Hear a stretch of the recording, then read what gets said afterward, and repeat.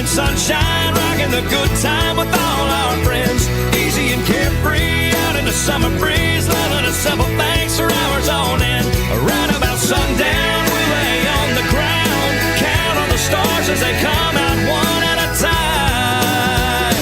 time. Ain't this a sweet life?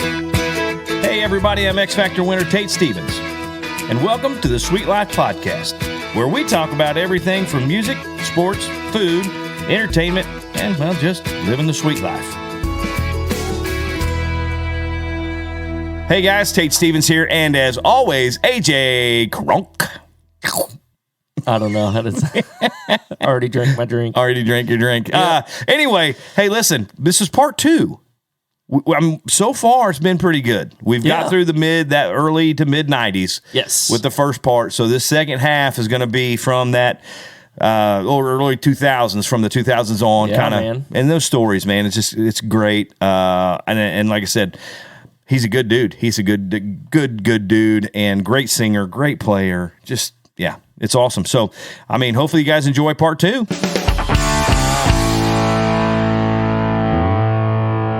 Yeah, no. I got to ask real quick before we go on. On the Reloaded one, did you guys play that stuff? Yes, we played every note of that. Okay, that's what on Reloaded and 20 years and counting. All of that stuff is us. We had to show them that, by God, we can fucking play. We can actually play our own stuff. We can do this. This is kind of what we do. This is kind of our thing. I don't know. Exactly. I don't know. It's kind of weird. I know. Weird to you guys. You guys sit in the office and fucking do whatever. We actually do this stuff.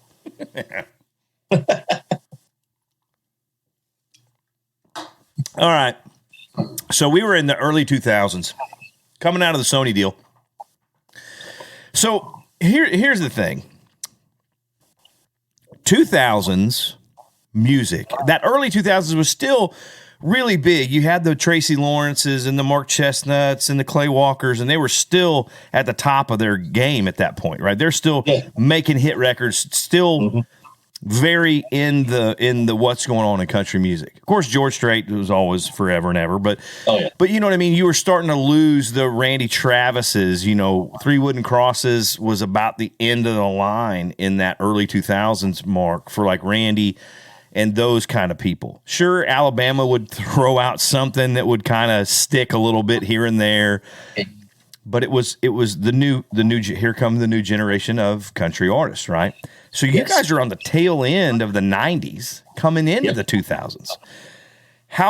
Okay, so now Sony's out, you're out, Sony's out. Now it's Ricochet. We're independent artists now, right? Yep. So how do we make this work? How do we still ride the success that we've had? We have hit records. We're still a viable band. We're still playing great music. We're still good at what we do. Mm-hmm. How did that early 2000s, mid 2000s look? I mean, how was it? I mean, sure, now you get to do whatever you call. You're calling your shots now. You don't have anybody telling you what to do. Sure, you probably still had a management company at that time.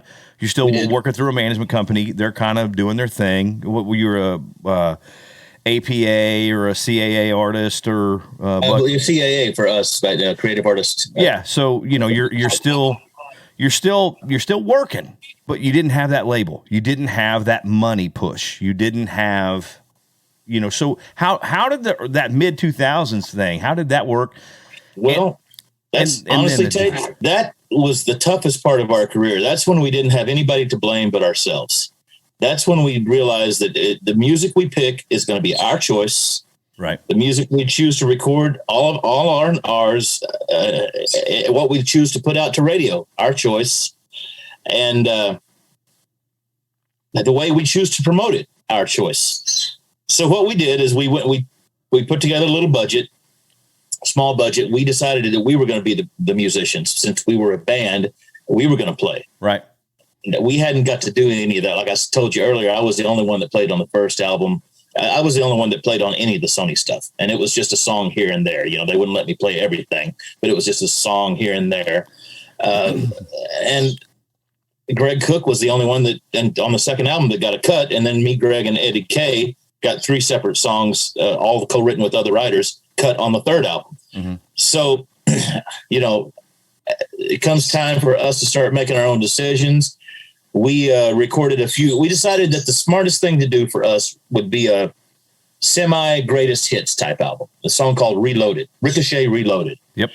And an album called Reloaded. So what we did is we went in, our re-record clause had expired on our contract. Now, for those of your listeners who don't really know what a re-record clause is, when you sign a recording contract, there's a certain term that has to expire before you are able to go in and re-record any of those songs again. That Sony kind of had a hold on those songs before we were able to go and re-record them. And basically the only ones that we really cared about re-recording was the hits. Yeah. Yep. So we went in and re-recorded all the hits since the re-record clause had expired. And then we recorded a few new things. I think the Reloaded album was one of our best projects, maybe because I was so close to it. It may not be sonically as pleasing because we were on a budget. We couldn't spend as much money on the mix time, the mastering time and all post-production, all the post-production stuff, the mastering, all that. But, if you turn it up loud enough, it still sounds great. Yeah. And that's the thing. I figured you guys played on that just because of the re-recording part of it. And most artists, when they re-record their hits, they re-record them the way they're used to singing them live. Absolutely. I purposely did not do that. Mm-hmm. I wanted each and every note to be exactly the way it was recorded originally. Right. And so I went in and relearned all the guitar parts just to make sure I was playing them exactly right. But then again, there was certain things. For example, Dwayne Dupuis, our keyboard player at the time, he wanted to put he big into B3 as opposed to just acoustic piano. So he wanted to put some B3 stuff on there. So I said, why not? Let's try it. And so you might hear some B3 on the re-recordings that wasn't there on the original recordings. Right. It's way down in the mix, but it's there. Mm-hmm. And like you said, our fiddle player at the time, Jimmy Herman, might have done something different on the mandolin on Love Is Stronger Than Pride or whatever. Right. Than what Larry Franklin did when we originally recorded it. Yep. But I made damn sure I was there for almost every second of every recording session, that what went down on tape was practically the exact same thing that went down on tape 10 years prior to that, Yeah. And so I'm really proud of that Reloaded album. I really am, for that reason only. It's a nice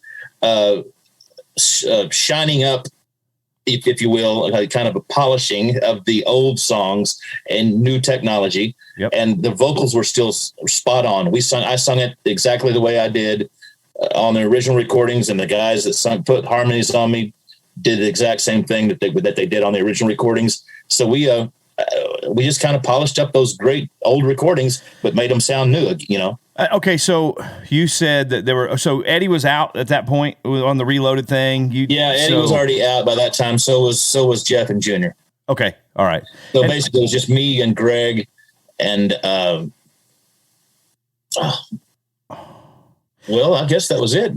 We were down to a 5-piece by that time. We didn't replace Junior. Well, yeah, we did. We replaced him with a guy named Jimmy Herman. Okay, hold on just a second. This is gonna be funny. You might have to check me on this. No. Hold on. So it's one of those things, like, people think that what we do is easy. Oh yeah, they think it's all fun and games. They think that we show up and everything's there, and we just walk up and we do our thing. Sure, we got to tune our guitars or plug them in. Yeah, whatever. Yeah. But you know what I mean? But there's no work in that. Where's the work? Where did you guys, how do you call that working? You know what I mean? They don't understand that. Sure, the hour and a half, 2 hours that we're on stage, that's not work. That's fun. That's what we don't get paid for that. Yeah, that part is fun. Yeah, we don't get paid for that part. No, it's the other 22 hours of the day that we're getting paid for. The traveling and the setting up and the sweating and the terrible food that some of these people want to try to feed us. Oh, dear Lord. Dear Lord. But we just got back from North Dakota, and there's zero good food up there. Well, especially at the casinos. God. And I'm not going to say which casino we were at, but you don't want to go dine there. I'm just saying that's not a good place to go dine. It's a good place to go see a show because they have a wonderful venue. The pavilion at this particular casino is amazing. Right. And they had, us and Wade Hayes and Jamie O'Neill. Right. This weekend, and we were the band for all of them. And I'm not ashamed to say I'll learn somebody else's set. Hell, I'll learn yours, Tate. If you want to give your band a day off, and we got a couple shows coming up, use my band. Yeah, absolutely. Hell, you used my keyboard player on the last show you did, or that we did together. We did, Mr. Toops. Yeah, man. Yeah, he was happy to do it, and I was happy to loan him to you. As it worked out that particular day, as I recall, you got to do your show, and then monsoon rains came, and we had to cancel our show. So Toops got to play. That's the funny thing. So I was going to say something like, I don't know, when Tate Stevens shows up, we bring the thunder now. We bring it. You did. You brought the thunder that day for sure, and the rain. Yeah. Oh my God. We only got to do one of my amplifiers is still in the shop because of that day right now. Hey, so we did one that worked out of the 4 that we had booked this year with you guys. We did one that worked. It was hotter than Hades. It was the hottest day I'd ever. It was hotter than the hinges of hell that day. I was sweating out of places that I can't reach. I mean, yeah, it was terrible. And of course, I sweat tying my shoes because I'm fat, but I literally I got this new shirt. It was a Huey shirt, right? And I'm all excited because it was like that slick, like silky, supposed to breathe. Yeah. Like a blouse. Just say it. It's a blouse. It is. A man blouse. It's a man blouse. Damn it. It's a man blouse. Yeah. Okay, we'll go with that. Yeah. So man, I'm all excited. My wife's like, "Oh, that's great. That should be cooler than whatever regular long sleeve or what." Man, it stuck to me. I mean, I didn't even make it to the stage, and I'm like, damn it, this thing. I'm like pulling it off me. It's sticking everywhere. Oh, it was miserable. It was miserable. And I remember looking out at maybe a couple hundred people because we went on at like 7, right? So it's still sun's beating down. People are just out there like this. They're just like melting in their chairs. And I'm like, man. And then as it got dark, we were starting to end our show, and it started getting dark. And then the people started coming, right? Everybody, our show was over, and the people started coming out because it cooled off. And I'm like, well, that's like, that is what it is. But then you guys played. That was the only one we got through for the rest of the summer. I remember that night. Yeah, somewhere in Kansas. Yeah, right. Yeah, Edgerton, yeah. Kansas. And then we were over at the lake, where that lake over there, Milford Lake or whatever that was. I remember that. Yes. And you guys sound check. We sound check. We're eating. We go to town to eat, and somebody's like, "Hey, it is raining sideways out there at the lake." Yeah. So we get out there.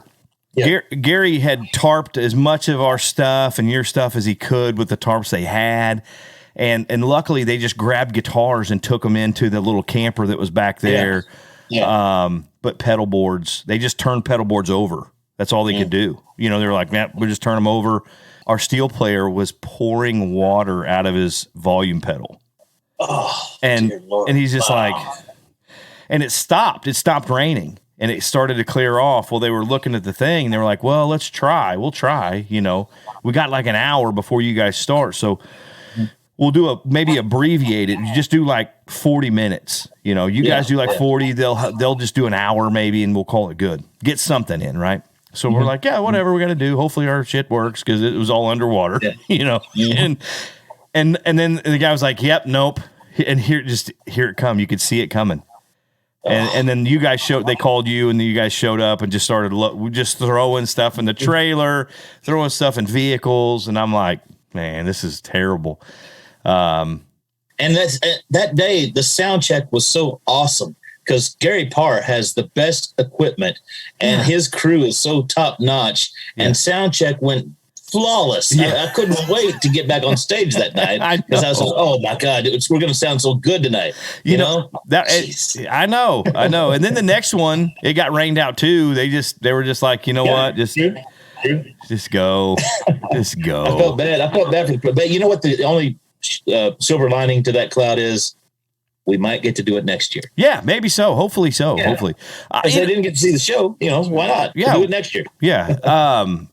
So AJ and I, over the summer, some of our shows we'd go to, and some of these fairs I'd played in the past, 15 years ago, 20 years ago, they're just down. The attendance is down.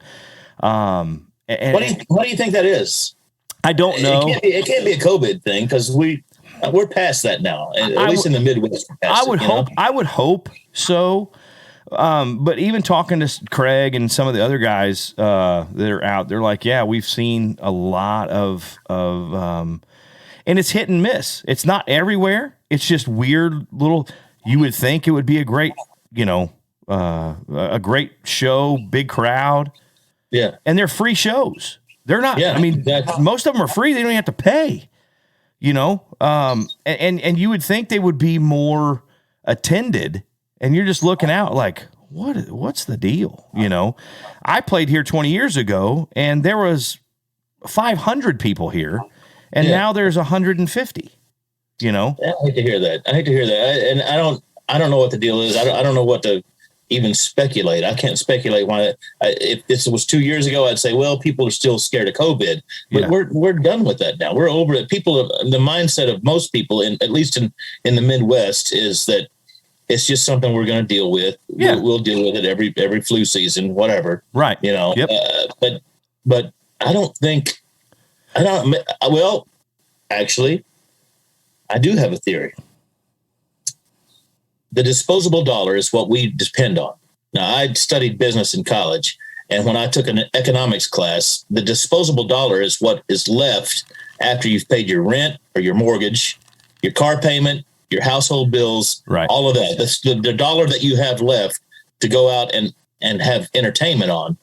Let's be honest, with the inflation rate at what it is right now, that disposable dollar is much smaller than it used to be. So sure. Maybe even though people don't have to pay for the concert, they still got to pay for the gas to get there, which is twice as much as it was 2 years ago. And food.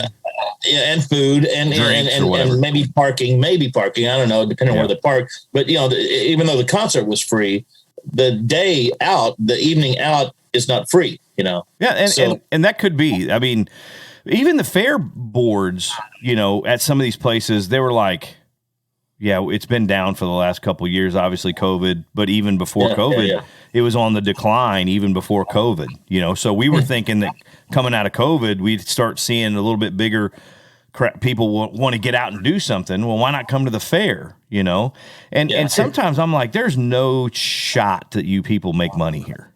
There's not and with the little bit that they pay me to do my show, you know what I mean? There's no shot they're making money because they got to pay for the rides. They got to pay for all that stuff, all the entertainment for like the 3 or 4 the week long, whatever it is. We showed up. We were in Liberal, Kansas this year. Cool little fairground, big fairgrounds, big grandstand, big sound and lights, whole production thing. I get there and I'm like, where the hell are the rides? This is really there were zero rides. So I pull up and I'm like, well, there's the stage. So we're in the right spot. So we go into the rodeo arena there and we start loading our stuff on stage. And I'm like, hey, the lady, super great people. My God. The thing about the Midwest, it's salt of the earth people. You know what I mean? Yeah. And they're gracious and they're helpful. And you know what I mean? They're just good people. And so anyway, I know what you mean. I was like, where are the rides? She's like, that was last week. She's like, we got the dates mixed up with the carnival people. So the carnival was here last week, and this week's the concert series. Wow. And I'm like, does anybody know that? And she was like, yeah, we're struggling, And I'm like, and she was like, and this is the first year that's ever happened, so we don't know what's going to go on tonight. Well, that was poor planning on their part. And she said that they didn't know until it was too late to change with the carnival people, because the amusement people, they're booked up years out anyway. True. So, and it's a shame. It's a shame that happened, but they probably learned a valuable lesson. Oh, I'm sure it's not going to happen to them again. But exactly. Anyway, we show up and there's a couple hundred people, and I'm looking at this thing and I'm like, my God, man, this is terrible. And I know what they had to pay me to go to Liberal, Kansas, and I know what they had to pay for the gear that was there, you know. I'm like, I mean, whatever. And they're like, whoa. It's not cheap. It's not cheap to put on an event like that. No. You got to pay for the production company to bring in staging, lighting, and sound. Yep. You got to pay for the artists that are playing. You got to pay for the carnival rides. So somebody has to provide all these services, you know? Yeah, and that's rooms and meals and exactly. You know, for everybody, you know, for the production staff and the artists. And anyway, I mean, well, now if they planned it right, they got rooms. They got some local hotel to provide rooms. Sure, I'm sure as a sponsorship. Yeah, I'm sure that they probably many times I've been at a little county fair where my meal was something from one of the food vendors. You know, happens all the time. All the time. And I don't mind that. Me and my guys don't mind eating, you know, something on a stick. Yep. You know? Yeah. We've anything deep fried. Yeah, deep fried or something on a stick. Or something on a stick. Yeah. But you know, I mean, so I don't know. Did you guys see in your summer this year? Did you see anything like that? Or you know, I mean, shit, maybe not for you guys, but I don't know. It was just weird for the things that some of the numbers of people, even at the carnival, like the carnival wasn't even attended. If there was 1 million people at the carnival, if there was 1,000 people wandering around the carnival and doing the rides and stuff, and then just no one came to see the show, I would be like, okay, it's me, right? Yeah. But there wasn't anybody at the carnival. There was no one anywhere, you know?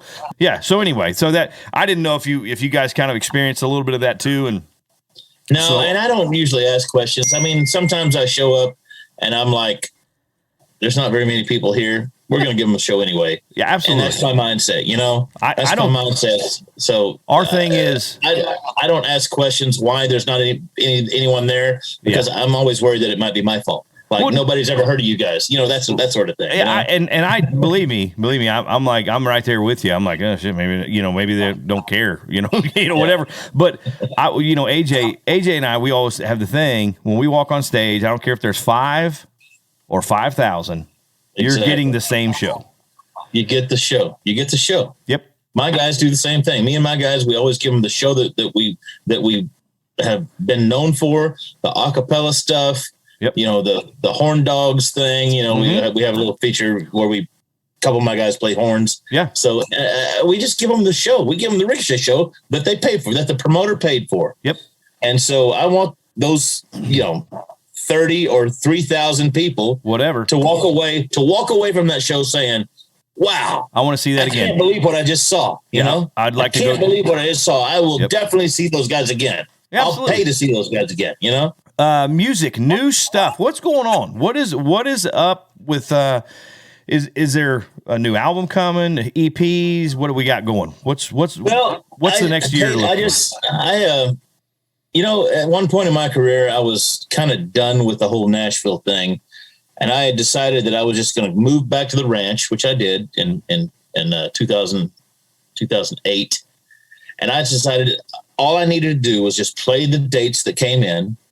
Go out on the road, play the shows, and I was going to be happy with that. I was going to do that for the rest of my career, however long it lasts. Yep. Well, a couple of years ago, we did a thing at the Grand Ole Opry for Troy Gentry Foundation. Yep. This was right before the pandemic in 2020.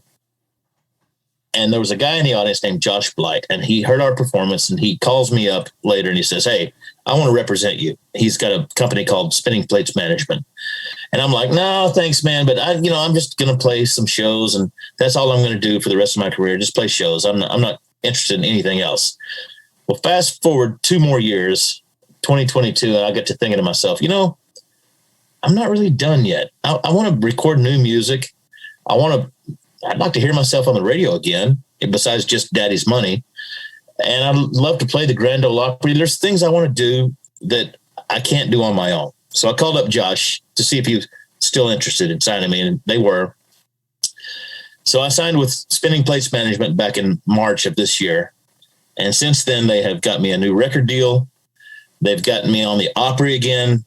They've got me a bunch of new dates. They've signed me with a new booking agency. So I guess I'm out there again. I guess I'm going to try this one more time. Well, here's the thing, man. They say you get one shot. They say you know, in the music industry, you get one legitimate shot. Yeah.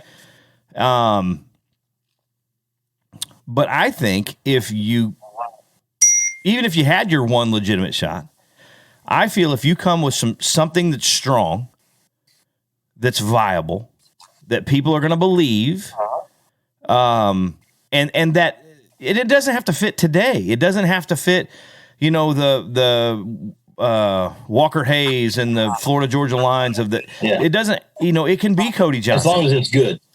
Long as it's good, and it has to be, and that's where I am in my career. I signed a contract with a company called give me a minute.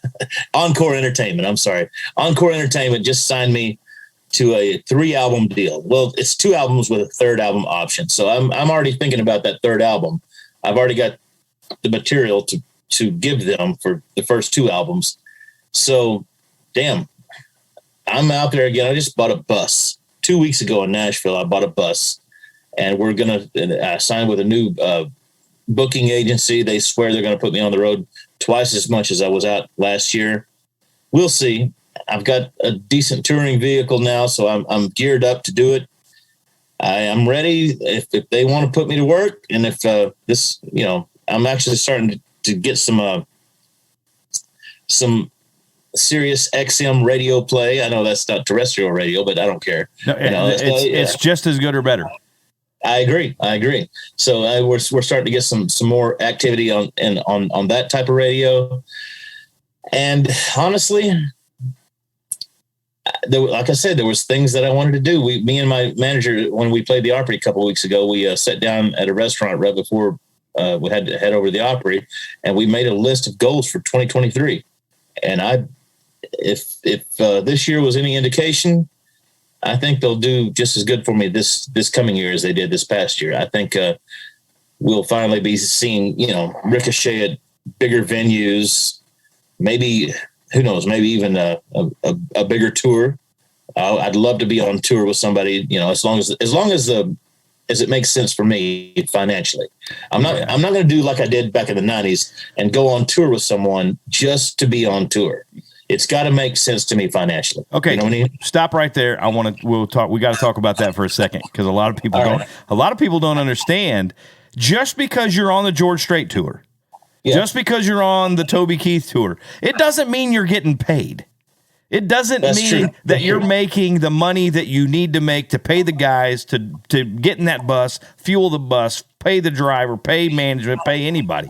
That doesn't. But it might make sense for you career-wise at that point. If you're a young artist, it might make sense for you at that, because you're putting your music out there in front of people who might not have heard.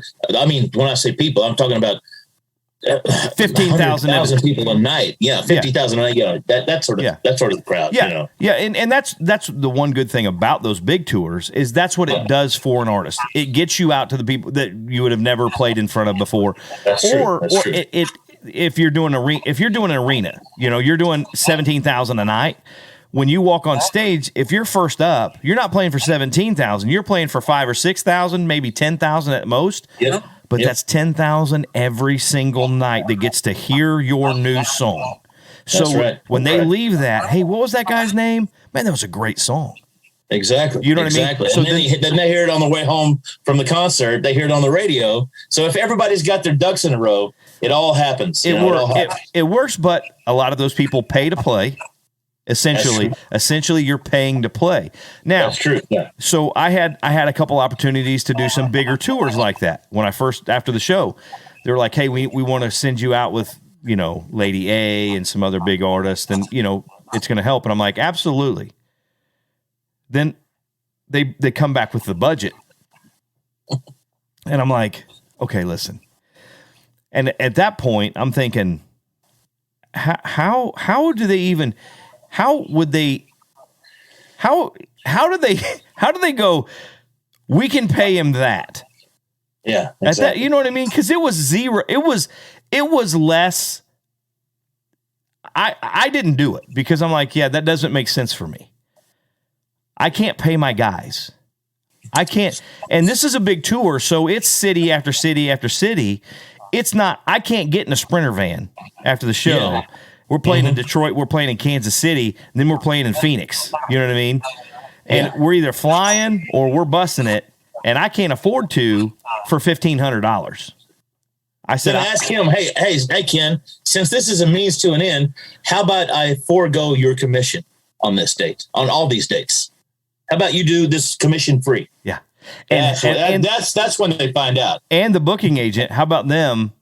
How about them taking no commission on it? See it because Exactly. I was with Let's skim it. Since I'm only paying my payroll on this, and I'm not making anything, you guys don't get to make anything either. How about that? Let's try that. So I was with CAA at the time, and I'm like, and they're like, no one's going to work for free, right? And you shouldn't, and you nobody wants shouldn't, to. and you shouldn't, unless it's something that you believe in. Hey, we're going to go do this gig. It's a free gig, whatever. Unless it's some sort of charity event. Yeah. Yeah. Or it's gonna bring you a lot of money in down the road. Yeah, sure. It makes sense. Like I said, it just didn't make sense. There was a couple of things like that I could have got on, and I'm like, yeah, this doesn't make sense at all. So, but a lot of people don't understand that, oh, hey, so-and-so's out with George Strait because, whatever. And they're like, yeah, it doesn't matter. They're not paying him. He didn't make any money. So, but again, now if you have tour support, that helps from the label. They're paying. And he gets a cool lanyard. I get some badass lanyards. Hey, shit. But people don't understand that. They don't see. They just see you up on the big stage and you're doing the big tours and all that. Yeah, it's kind of funny, and I'm glad you said that, because if it makes sense, then that's when you do it. Yeah. So now is this a Ricochet deal? So Ricochet, or is it a Heath Wright deal? What are we doing? It's a Heath Wright deal. I'm the only one that signed it. So I don't know if the third album, if they choose to pick up a third album, because it's an option. I don't know if that's going to be a Ricochet album or if that's going to be a Heath Wright and Friends album. I'm kind of leaning towards Heath Wright and Friends. I've always had this passion project in the back of my mind, and I've never talked about it. I'm going to talk about it on your podcast. First time I've ever talked about it publicly. I want to do this thing that's an Oklahoma project. I'm an Oklahoma native. Right. I grew up here, and I love Oklahoma. I love everything Oklahoman. And so I want to do something that is a project that was recorded in Oklahoma. They just reopened the church studio in Tulsa, which was Leon Russell's old studio. Yep. And then Steve Ripley owned it after that from the Tractors. But it's open. It's a full production studio now. And they're even doing like little small acoustic shows in there. So they're brilliant in the way that they're promoting this thing. I went and did a tour through it a couple months ago. It's just a state-of-the-art, beautiful studio, beautiful facility. I want to do a project in that studio, but I want it to be, every single song needs to be either a subject matter about Oklahoma, or a song written by an Oklahoman, or a song that was originally recorded by an Oklahoman, and I want to bring that original artist in to sing a guest spot with me. So, like, I don't know, maybe I'll have a Vince Gill duet on there. Right. Maybe I'll have a Carrie Underwood duet on there. Maybe I'll have some of the guys from Restless Heart come and join me on one of their songs, that sort of thing. So I'm cool. already starting to think about this project. Like I said, it's not something that would probably be something you'll ever hear on the radio, but it's a passion project for me. I want to do it like a duet type album of just Oklahoma artists, Oklahoma songwriters, right? Songs about Oklahoma. It's going to be that type of thing for me. Yeah, that sounds cool. I think so. I hope I can afford to do it. I'll obviously be funding it myself, and then I'll sell the project if they choose to pick it up. I'll sell it. I'll license it to Encore if they choose to pick it up. Yeah. So you have a new management, which is Spinning Plates Management. Josh Blight is my manager. Josh Blight. Spinning Plates. Your record deal is with Encore Entertainment. Encore, and you have a new booking agent. You said. I do. Travis James's new agency. It's an agency called Action Entertainment Collaborative. Okay. Action Entertainment Collaborative. All right, Heath. I appreciate it. Guys, listen, if you haven't heard of Ricochet, if you don't know their music, if you've lived in a cave for the last 25 years, you should probably go to Apple Music, go to iTunes, go to anywhere you can find music, buy music, download, stream, anything like that. Listen to Ricochet stuff. If you like harmony, if you like, that kind of thing, vocal bands and vocal groups, it's one of the best you're going to hear. And so make sure you do that. Do we have a Instagram? You have any of that stuff going right now? I'm sure I do. I think my Instagram is like Heath Wright 67 at Instagram. I don't know. I never go on that shit. I don't know. I got a Facebook. I'm old, dude. I do Facebook. Come on. I've got a guy that takes care of my Instagram account and my band Facebook account, and I don't do TikTok because I hate that shit. Yeah. But would you please have somebody send me all your stuff, your social media stuff, so we can. I'll have Austin send all that shit to you. Okay, awesome. Anyway, like I said, if you don't know Ricochet, you need to know Ricochet. You need to know the music. And this is Heath Wright, lead singer, guitar player, band. I mean, you started it, so. You started the Ricochet thing, man. So my fault. It's all my fault. It's all your fault. All right, man. I appreciate your time. Thank you so very much. Thanks for listening to the Sweet Life Podcast. I'm Tate Stevens, and as always, AJ Kronk is with me. We'll see y'all next time. See you, Tate. Dude, AJ. Hey, man. I appreciate you, brother. I really do. Thank you for doing it. Thank you. Take the time. My pleasure.